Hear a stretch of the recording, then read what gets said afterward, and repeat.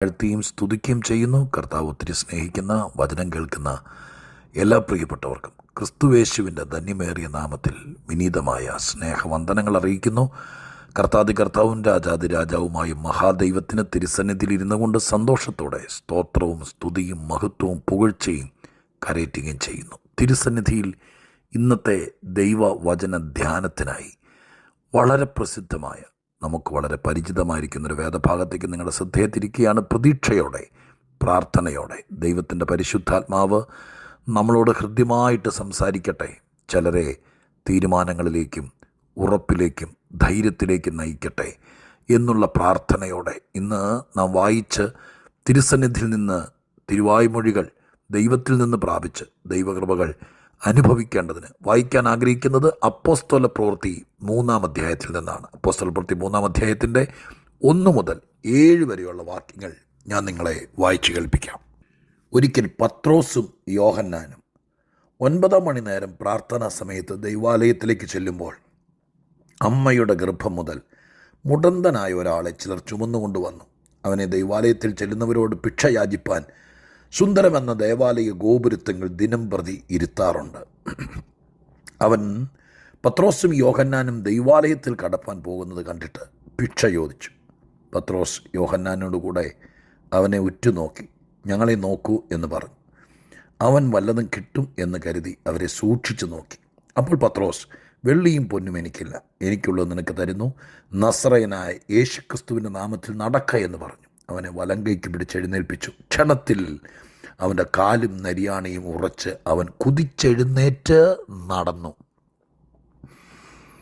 വളരെ അനുഗ്രഹീതമായിരിക്കുന്ന ഈ വേദഭാഗം അപ്പോസ്തല പ്രവൃത്തിയിൽ അപ്പോസ്തലന്മാരാൽ നടന്ന ആദ്യത്തെ അത്ഭുതം.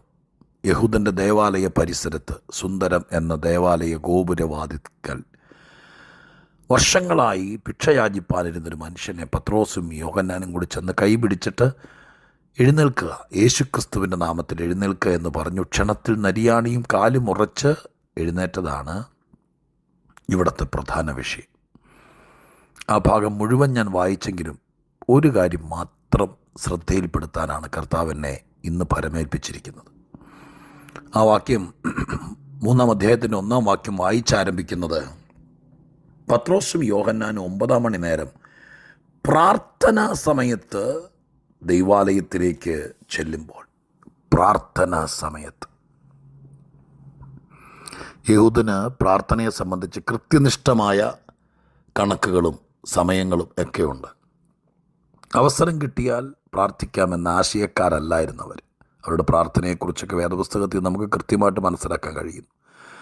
ബൈബിളിൽ നമ്മൾ വായിക്കുന്നുണ്ട്, ദാനിയേൽ ദിവസേന 3 പ്രാവശ്യം ദൈവസന്നിധിയിൽ മുട്ടുകുത്തി പ്രാർത്ഥിക്കുമായിരുന്നു.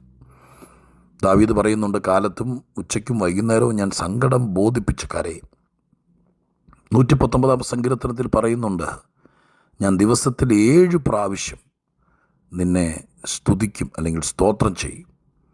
അങ്ങനെ ഓരോരോ കാര്യത്തിന് കൃത്യനിഷ്ഠതയോടെ ദൈവസന്നിധിയിൽ പ്രാർത്ഥനയും സ്തുതിയും സ്തോത്രവുമെല്ലാം പ്രത്യേക സമയം ക്രമീകരിച്ച് കൃത്യസമയത്ത് അടുക്കും ചിട്ടയുമായിട്ട് കാര്യങ്ങൾ നിർവഹിക്കുന്നവരായിരുന്നു യഹൂദന്മാരെന്നുള്ളതിന് പല തെളിവുകൾ നമുക്ക് കാണാൻ കഴിയുന്നു. ഇവിടെ ഇതാ, യഹൂദൻ്റെ ദേവാലയത്തിലൊരു പ്രാർത്ഥനാ സമയമുണ്ട്. ആ സമയത്താണ് ദൈവാലയത്തിലേക്ക് ചെല്ലുക. പ്രാർത്ഥനാ സമയത്ത് ദൈവാലയത്തിലേക്ക് ചെല്ലുമ്പോൾ ദൈവാലയത്തിലേക്ക് കടക്കുന്നതിനേക്കാൾ മുമ്പ്, അല്ലെങ്കിൽ ആലയ പരിസരത്തിനകത്തേക്ക് കടക്കുന്നതിനേക്കാൾ മുമ്പ് എന്നും ഭിക്ഷയാചിക്കാരുടെ മനുഷ്യനെ കണ്ടു. പത്രോസും യോഹന്നാനും കൂടി അടുത്ത് ചെന്നു. കാര്യങ്ങൾ നിങ്ങൾക്കറിയാം, അത് വിശദീകരിക്കേണ്ട കാര്യമില്ലല്ലോ. ഈ പറഞ്ഞിരിക്കുന്ന ഭാഗങ്ങളുടെ പശ്ചാത്തലത്തിൽ ഇന്നത്തെ നമ്മുടെ ചിന്തയ്ക്ക് ഞാൻ തലവാചകം കൊടുത്തിരിക്കുന്നത് പോലെ പ്രാർത്ഥനാ സമയം ഒരത്ഭുതത്തിൻ്റെ സമയമാക്കി മാറ്റാൻ. എല്ലാ പ്രാർത്ഥനയിലും അങ്ങനെ നടന്നിട്ടുണ്ടോ പാസ്റ്ററെ എന്നൊക്കെ ചോദിച്ച് വിമർശിക്കാനാണെങ്കിൽ ഞാൻ ഇരുന്ന് തരാം, അതേ നിവൃത്തിയുള്ളൂ. പക്ഷേ നമ്മളെക്കൊണ്ട് കഴിയുന്ന ഒരു കാര്യം, ദൈവസന്നിധിയിൽ പ്രതീക്ഷിക്കാൻ പറ്റുന്ന, ദൈവസന്നിധിയിൽ വിശ്വസിക്കാൻ പറ്റുന്നൊരു കാര്യം ഈ ഭാഗത്തൂടെ ദൈവാത്മാവ് ഇന്ന് ഓർപ്പിക്കാൻ എന്നെ പ്രേരിപ്പിച്ചിരിക്കുകയാണ്. പ്രാർത്ഥനാ സമയം അത് തന്നെ ഒരു പ്രത്യേകതയാണ്. നമുക്ക് ദൈവത്തിൻ്റെ തിരുസന്നിധാനത്തിൽ അങ്ങനെ ഒരു ക്രമീകരണം ആത്മീക ജീവിതത്തിൽ ഉണ്ടായിരിക്കണം. എങ്ങനെ ഒരു ക്രമീകരണം? നമുക്ക് പ്രാർത്ഥിക്കാനൊരു സമയമൊക്കെ ഉണ്ടായിരിക്കണം. പ്രാർത്ഥിക്കാം എന്നൊരു തീരുമാനത്തിലോ എന്നൊരു സെറ്റിൽമെൻറ്റിലോ ആയിരിക്കരുത്. എപ്പോഴാണ് നിങ്ങൾ ശരിക്കും പ്രാർത്ഥിക്കുന്നത്? ഞാൻ ഈ വാക്കൊന്ന് തെളിച്ച് ചോദിച്ചോട്ടെ. ആയിരക്കണക്കിന് ആളുകൾ കേൾക്കുന്ന ഈ ഒരു സന്ദേശം ഇന്ന് ദൈവം അടുത്തിരുന്ന് ചോദിക്കുന്നത് പോലെ ഒരു ചോദ്യം ചോദിക്കുക. കുടുംബ പ്രാർത്ഥന ഉണ്ടായിരിക്കും. ചിലപ്പോൾ ലോകത്തിൻ്റെ നാനാഭാഗത്ത് ഒറ്റയ്ക്ക് പാർക്കുന്നവർ, ജോലിക്കോ പഠനത്തിനൊക്കെ പോയിരിക്കുന്നവരൊക്കെ കേൾക്കുന്നവർ കാണും. പൊതുവിൽ എല്ലാവരോടായിട്ട് ചോദിക്കുന്നു. കുടുംബ പ്രാർത്ഥന എന്നൊക്കെ പറയുന്നത് ഒരു കണക്കിന് ശരിയാണ്. പക്ഷേ വ്യക്തിപരമായി ദൈവസന്നിധിയിൽ പ്രാർത്ഥിക്കാൻ ചെലവഴിക്കുക എന്നത് ഈ ഭൂമിയിലൊരു വലിയ കടപ്പാടാണ്, ഒരു ഭാഗ്യമാണ്, ഒരു അവസരമാണ്. അത് ഒരു ഗുണമാണ്, നന്മയാണ്. പറഞ്ഞാലും തീരില്ല. വ്യക്തിപരമായി ഒറ്റയ്ക്കിരുന്ന് ദൈവത്തോട് പ്രാർത്ഥിക്കുന്നവരുണ്ടെങ്കിൽ അവർക്കായി സ്തോത്രം ചെയ്യുന്നു. ഇല്ലെങ്കിൽ ഞാൻ നിങ്ങളെ നിർബന്ധിക്കുന്നു, ഒറ്റയ്ക്കൊറ്റയ്ക്ക് ദൈവസന്നിധിയിൽ ഏതൊരു ക്രിസ്തു ഭക്തനും കുടുംബ പ്രാർത്ഥന, കൂട്ടപ്രാർത്ഥന, സഭയിലെ പ്രാർത്ഥന, ഉപവാസ പ്രാർത്ഥന ഇതൊക്കെ കണ്ടേക്കാം. ഇതിനിടയിലെല്ലാം നമ്മൾ പോയിരിക്കുകയും പ്രാർത്ഥിക്കുകയൊക്കെ ചെയ്തേക്കാം. പക്ഷേ കർത്തൃസന്നിധിയിൽ തനിച്ചിരുന്ന് ദൈവത്തോട് പ്രാർത്ഥിക്കുന്നൊരു സ്വഭാവം, കരയാനും ആ മടിയിൽ കമന്ന് കിടക്കാനും കർത്താവിൻ്റെ മുഖത്തേക്ക് നോക്കാനും കുറച്ചു നേരം നിശബ്ദമായി ആ നെഞ്ചോട് ചാരിയിരിക്കാനും ഒക്കെ പറ്റുമെന്ന് ആത്മാർത്ഥമായി ഒറ്റയ്ക്കൊരു പ്രാർത്ഥനാ സ്ഥലത്ത് ദൈവമായിട്ട് സമയം പങ്കിട്ട് നോക്കി ഏറ്റവും ജീവിതത്തിലെ ബെസ്റ്റ് ടൈമായിട്ട് ആ സമയത്തെ മാറ്റാം. അത് ദൈവസന്നിധിയിൽ ഏറ്റവും പ്രയോജനകരമാക്കി മാറ്റാം. ആയിരക്കണക്കിന് ആളുകൾ ആ വിധത്തിൽ ദൈവമായിട്ട് അടുത്തിടപെടുന്നവരുണ്ട്. ഏറ്റവും പ്രിയത്വമുള്ള പ്രാർത്ഥന. അങ്ങനെ പ്രാർത്ഥിക്കുക. ആ പ്രാർത്ഥനാ സമയത്തെ ഇപ്പോൾ ഈ ദൈവാലയത്തിലെ ഈ വാക്യം എന്നൊക്കെ പറയുന്നത്, എൻ്റെ വിശ്വാസം ശരിയെങ്കിൽ യഹൂദൻ്റെ ദൈവാലയത്തിൽ പ്രാർത്ഥനയ്ക്കൊരു നേരമുണ്ട്. ആ സമയത്ത് ഇവർ പ്രാർത്ഥനാ സമയത്ത് നേരെ ദൈവാലയത്തിലേക്ക് ചെല്ലുക, അങ്ങോട്ട് ചെല്ലുക. ആ പ്രാർത്ഥനാ സമയം, ആ പരിസരം മുഴുവൻ, ഞാൻ കുറച്ചുകൂടെ അതിര് കടന്ന് വിശ്വസിക്കുക കേട്ടോ. ആ പള്ളിയിൽ ഇത്രയും നാളും പ്രാർത്ഥന നടന്നിട്ടില്ലേ? അങ്ങനെ പ്രാർത്ഥന നടക്കുമ്പോൾ ഇതിനു മുമ്പ് നടന്നിട്ടുണ്ടോ എന്നൊക്കെ ചോദിച്ചാൽ ഞാൻ ആദ്യം പറഞ്ഞ പോലെ. പക്ഷെ ഞാൻ ഇന്ന് ഈ വാക്യത്തിൽ മാത്രം നിന്നുകൊണ്ട് അത്ഭുതങ്ങളെ പ്രതീക്ഷിക്കുക. പ്രാർത്ഥനാ സമയം നിങ്ങളുടെ വീടിനെ നിങ്ങൾ മനസ്സിൽ കാണുക. യഹൂദൻ്റെ ദേവാലയമൊക്കെ മാറ്റിവെക്കുക. നിങ്ങളുടെ വീട്ടിൽ നിങ്ങൾ ഒറ്റയ്ക്കിരുന്ന് പ്രാർത്ഥിക്കുന്നു. നിങ്ങൾക്കൊന്ന് ചിന്തിക്കാമോ? നിങ്ങളുടെ ആ 3 മുറിയുള്ള വീട്, എനിക്കറിയില്ല, ചിലപ്പോൾ 2 നില വീട്, ചിലപ്പോൾ ഒറ്റ നിലയുള്ളൊരു പഴയ ഓടിട്ട വീട്, എന്തു ആയിക്കോട്ടെ, എനിക്കറിയില്ല നിങ്ങളുടെ വീട് എങ്ങനത്തെയാണ്, എന്തുമായിരുന്നു. ഒരു കൊച്ചു വീട് കാണുമോ? ചിലപ്പോൾ വാടക വീടായിരിക്കാം, ചിലപ്പോൾ ഫ്ലാറ്റ് ആയിരിക്കാം, എന്തുമാകട്ടെ. നിങ്ങൾ ഒറ്റയ്ക്കിരുന്ന് ദൈവത്തിൻ്റെ സന്നിധിയിൽ ഒരു മുറിയിലിരുന്ന് പ്രാർത്ഥിക്കുമ്പോൾ നിങ്ങളുടെ 1800 2300 സ്ക്വയർ ഫീറ്റുള്ള വീടിൻ്റെ അന്തരീക്ഷം മാറുക. സത്യം പറയുന്നേ, പ്രാർത്ഥിക്കാൻ തുടങ്ങുമ്പോൾ ഭവനത്തിൻ്റെ അന്തരീക്ഷം മാറും, ആ ചുറ്റുവട്ടം മാറും. യെരൂശലേമിലെ മാളിക മുറിക്കകത്ത് കുറച്ച് പേർ ഒന്നിച്ചുകൂടി പ്രാർത്ഥിച്ചപ്പോൾ 2-ാം അധ്യായം അപ്പോസ്തലപ്രവൃത്തി 1-ാം വാക്യം വായിച്ചു നോക്ക്. ആ വീട് നിറച്ചു എന്ന് എഴുതിയിരിക്കുന്നത്. വീടിൻ്റെ അന്തരീക്ഷം മാറി. നിങ്ങൾ ഒറ്റയ്ക്കിരുന്ന് പ്രാർത്ഥിക്കുമ്പോൾ ആ വീടിൻ്റെ അന്തരീക്ഷം മാറും. വെറുതെ ഇരുന്ന് പ്രാർത്ഥിച്ചെഴുന്നേറ്റ് പോകരുത്. നമ്മളിത് മനസ്സിൽ കാണണം, വിശ്വസിക്കണം. നിങ്ങളുടെ ആ ചുറ്റുവട്ടം മുഴുവൻ അന്തരീക്ഷം മാറും. അത്ഭുതം നടക്കാനുള്ള സാധ്യത, പ്രാർത്ഥനയുടെ അന്തരീക്ഷം മാറി വരുമ്പോൾ ആ അന്തരീക്ഷത്തിനകത്ത് അത്ഭുതം നടക്കാനുള്ള അവസരം ഉണ്ടാകും. ഒരു ചർച്ച് ഹാളിനകത്ത് കുറച്ച് പേർ ഒരുമിച്ചിരുന്ന് കണ്ണുനീരോടെ പ്രാർത്ഥിച്ചുകൊണ്ടിരിക്കുന്ന സമയത്ത് ഞാൻ വിശ്വസിക്കുന്നു, ഞാൻ ചർച്ചിൻ്റെ പാസ്റ്റർ, ഒരു കൊച്ചു ഹാളിനകത്ത് നിരന്തരമായി പ്രാർത്ഥനയും കൂട്ടായ്മയും നടത്തുന്ന ഒരാളല്ല ഞാൻ. അതിനകത്തെല്ലാവരും കൂടി ചേർന്ന് പ്രാർത്ഥിക്കാൻ പ്രേരണ കൊടുത്ത ഒരു ആത്മീയ അന്തരീക്ഷം സംജാതമായി സ്തോത്രം ചെയ്ത് ആത്മനിറവോടെ പ്രാർത്ഥിക്കാൻ തുടങ്ങുമ്പോൾ തിളച്ച എണ്ണയ്ക്കകത്ത് കടുകിട്ടാൽ പൊട്ടുന്നത് പോലെ ഇല്ലേ, അന്തരീക്ഷത്തിന് അതിൻ്റേതായ മാറ്റമില്ലേ? എണ്ണ തിളച്ച് കിടക്കുമ്പോൾ കടുകിട്ടാൽ എന്ത് ചെയ്യും? പൊട്ടിത്തെറിക്കും. എന്നതുപോലെ പരിശുദ്ധാത്മാവിൻ്റെ സാന്നിധ്യം പ്രാർത്ഥനയാൽ സംജാതമാകുമ്പോൾ അതിനകത്ത് ദുരാത്മാക്കൾ വിട്ടുപോകും, മനസ്സ് മാറും, ശരീരത്തിൻ്റെ ബലഹീനത മാറും, മനസ്സിൻ്റെ ചിന്ത മാറും, ആത്മാവുണരും, ദോഷവശങ്ങൾ മാറും, പാപമേറ്റു പറയും, പാപി കരയാൻ തുടങ്ങും. പ്രാർത്ഥിച്ചു നോക്ക്. വെറും പ്രാർത്ഥനക്കാരാകല്ലേ. ചടങ്ങിനും ഒരു പ്രോഗ്രാമിനും പ്രാർത്ഥിക്കുന്നവരായി തീരല്ലേ. ഒരു പ്രാർത്ഥനയും അങ്ങനെ പ്രോഗ്രാമിന് വേണ്ടി വെക്കല്ലേ. പിന്നെയോ ഒറ്റയ്ക്കൊറ്റയ്ക്കുള്ളെങ്കിലും ദൈവത്തിൻ്റെ സന്നിധിയിൽ പ്രാർത്ഥിക്കുമ്പോൾ നിങ്ങളുടെ ചുറ്റുവട്ടത്തിൻ്റെ അന്തരീക്ഷം മാറണം. ഞാൻ നിങ്ങൾക്ക് ഗ്യാരണ്ടി തരാം. നിങ്ങൾ പാർക്കുന്നത് ആരണ്ടൊക്കെ പറയുന്ന പോലെ എത്ര ദുഷ്ടാത്മശക്തികൾക്ക് പിടിയുള്ള ദേശമാണെങ്കിലും കുറച്ച് ദിവസം സമയം വേർതിരിച്ച് ഈ ചിന്ത മനസ്സിൽ വെച്ചുകൊണ്ട്, ചുമ്മാ ഞാനും പ്രാർത്ഥിച്ചില്ലെങ്കിൽ എനിക്ക് ഏതാണ്ടും പറ്റൂ എന്നുള്ളൊരു ഓർമ്മയിലല്ല, എവിടെയോ ഒരു യൂട്യൂബിനകത്തൊരു പ്രസംഗം കേട്ടു എന്നാൽ തുടങ്ങിയേക്കാന്നും വെച്ചല്ല. നിങ്ങളുടെ മൈൻഡ് ഈ കാര്യങ്ങൾ സെറ്റ് ചെയ്യണം.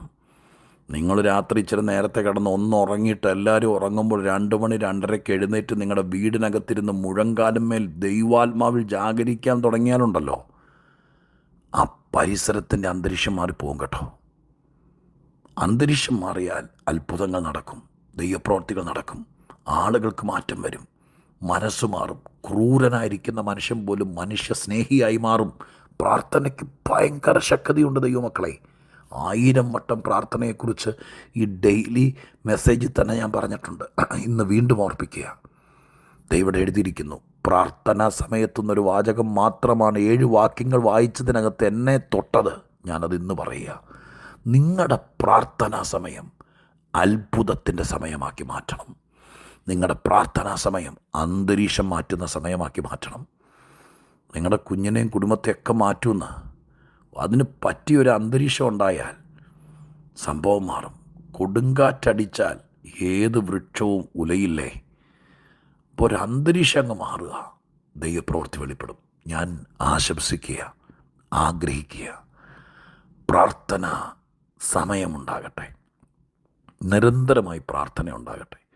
അങ്ങനെ നിങ്ങൾ പ്രാർത്ഥിക്കാൻ തുടങ്ങുമ്പോൾ പ്രാർത്ഥന കൊണ്ട് അന്തരീക്ഷം മാറട്ടെ. അത്ഭുതം നടക്കാനുള്ള സാധ്യത പ്രാർത്ഥനയിലൂടെ സംഭവിക്കും. ഓടി നടന്നിട്ടോ അഡ്രസ്സ് തപ്പിയിട്ട് കഥയില്ല. പ്രാർത്ഥിച്ചൊരു അന്തരീക്ഷം ഉണ്ടാക്കണം. ദൈവപ്രവൃത്തി നടക്കാൻ, രൂപാന്തരം വരുത്താൻ, കാര്യങ്ങൾ നടത്തിയെടുക്കാൻ, തടസ്സങ്ങളെ മാറ്റിയെടുക്കാൻ, മഹത്വം വെളിപ്പെടാൻ, മറുപടി വരാൻ, ദൈവപ്രവൃത്തി നടക്കാൻ, സന്തോഷം മടങ്ങി വരാൻ, സമാധാനം വരാൻ, ഇതിനെല്ലാം പ്രാർത്ഥന കൊണ്ട് നമുക്ക് കാര്യത്തിലേക്ക് കടക്കാൻ പറ്റും. ഞാനിങ്ങനെ പറഞ്ഞുകൊണ്ട് പ്രാർത്ഥിക്കട്ടെ. പ്രാർത്ഥനാ സമയം അത്ഭുതത്തിൻ്റെ സമയമാക്കി മാറ്റാം. ഞാനൊരു വാക്ക് പ്രാർത്ഥിക്കാം. ഒന്ന് തീരുമാനിച്ചു, വീട്ടിൽ ആരും കൂടെ ഇല്ലെങ്കിലും ഇതിന് കൂട്ടൊന്നും വേണ്ട, ഒറ്റയ്ക്കിരുന്ന് പ്രാർത്ഥിച്ചാലും ശക്തമായി പ്രാർത്ഥിക്കാം. പറ്റുമെങ്കിൽ നിങ്ങൾ ഭാര്യയും ഭർത്താവും മക്കളും ഒക്കെ ഇതൊന്ന് കേട്ടിട്ട് എന്തോ വേണമെന്ന് തീരുമാനിച്ചു. കുറച്ച് ദിവസം കൊണ്ട് അന്തരീക്ഷം മാറും. ഈ ഓഗസ്റ്റിലെ ബാക്കി ദിവസങ്ങൾ മതി. ഇന്ന് 21-ാം തീയതി ആയുള്ളൂ, ഇനിയുണ്ടല്ലോ കുറച്ച് ദിവസം. ബാക്കി ദൈവപ്രവൃത്തി നടക്കും, മഹത്വം വെളിപ്പെടും. പ്രാർത്ഥന കൊണ്ട് അന്തരീക്ഷം മാറ്റാൻ, പ്രാർത്ഥന കൊണ്ട് അത്ഭുതം നടക്കാൻ, നിങ്ങളുടെ പ്രാർത്ഥനാ സമയത്തെ ചിലരുടെ വിടുതലിൻ്റെ സമയമാക്കി മാറ്റാൻ മനസ്സിലൊന്ന് സെറ്റ് ചെയ്തേ. ഞാനൊന്ന് പ്രാർത്ഥിക്കാം, ബാക്കി നിങ്ങൾ പ്രാർത്ഥിക്കുക. പരിശുദ്ധ ദൈവമേ, ഞങ്ങളുടെ സ്വർഗീയ പിതാവേ, ഭക്തന്മാർ കഴിഞ്ഞ നാളുകളിൽ പ്രാർത്ഥനാ സമയം അത്ഭുത സമയമാക്കി മാറ്റി. പ്രാർത്ഥിച്ചുകൊണ്ടിരുന്നപ്പോൾ അസാധാരണ ധൈര്യം മടങ്ങി വന്നു. പ്രാർത്ഥിച്ചുകൊണ്ടിരുന്നപ്പോൾ കൃപാവരങ്ങളൊക്കെ വ്യാപരിക്കാൻ തുടങ്ങി. പ്രാർത്ഥിച്ചുകൊണ്ടിരുന്നപ്പോൾ പരിശുദ്ധാത്മാവ് പ്രവർത്തിക്കാൻ തുടങ്ങി. എത്രയോ വാക്കുകളാണപ്പ. ഈ ദൂത് ഞാൻ ജനത്തിലേക്ക് പകരുക. കർത്താവേ, പ്രാർത്ഥിക്കുന്നവരെഴുന്നേക്കട്ടെ. പ്രാർത്ഥന കൊണ്ട് അത്ഭുതത്തിൻ്റെ സാധ്യതകൾ വിളിച്ചു വരുത്തുന്നവരെഴുന്നേക്കട്ടെ. പ്രാർത്ഥന കൊണ്ട് കുടുംബാന്തരീക്ഷം മാറ്റുന്നവരെഴുന്നേക്കട്ടെ. സ്വർഗം അത് ചെയ്യണം. പ്രാർത്ഥനയാൽ അത്ഭുതങ്ങൾ നടക്കട്ടെ. പ്രാർത്ഥനയാൽ വീര്യപ്രവർത്തികൾ നടക്കട്ടെ. പ്രാർത്ഥനാ സമയം അത്ഭുതത്തിൻ്റെ സമയമാക്കി മാറ്റണം. ഇത് വിശ്വസിച്ച് പ്രാർത്ഥിക്കാൻ ഒരുങ്ങുന്നവരെ പ്രത്യേകം ദൈവാത്മാവ് പരിഗണിക്കണമേ. പ്രാർത്ഥന കേട്ടതിന് നന്ദി. യേശുവിൻ നാമത്തിൽ തന്നെ.